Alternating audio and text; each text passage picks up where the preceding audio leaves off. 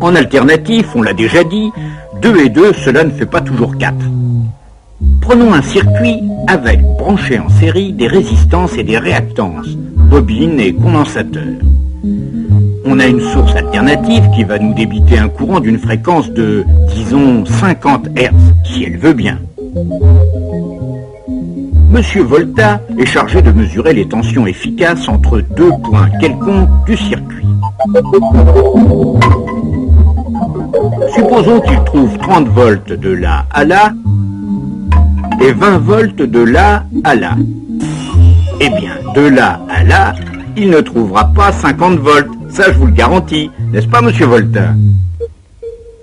Alors c'est là qu'il faut faire venir monsieur Fresnel, inventeur et grand bienfaiteur des étudiants en hautes études électriques, qui va nous expliquer tout ça avec des flèches tournantes.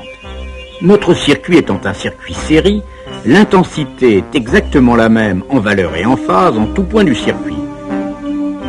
L'axe de la flèche intensité va donc nous servir de repère. C'est l'origine des phases, comme on dit.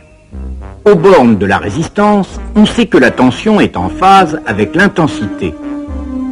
Aux bornes de la bobine, on l'a vu aussi, la tension est déphasée en avance de 90 degrés. Maintenant, 30 volts en phase et 20 volts déphasés de 90 degrés, ça donne quoi comme résultat?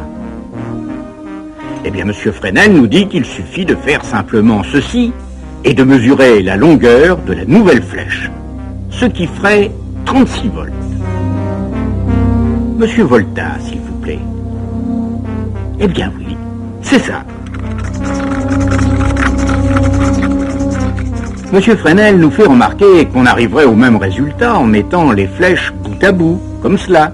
Et cette tension résultante aux bornes de l'ensemble, résistance bobine, est déphasée en avance toujours, mais d'un nouvel angle désigné sous le joli nom d'angle phi. Notre mathématicien de service fait remarquer que cela se calcule très facilement, mais ce n'est pas le moment. Sachez seulement que cet angle phi joue un rôle très important pour les problèmes de puissance, mais continuons nos réjouissances. Aux bornes d'une résistance et d'un condensateur, la manip est la même, sauf que bien sûr, la tension aux bornes du condensateur serait de 90 degrés en retard sur l'intensité, et la tension résultante aux bornes de l'ensemble serait en retard d'un certain angle phi. Et aux bornes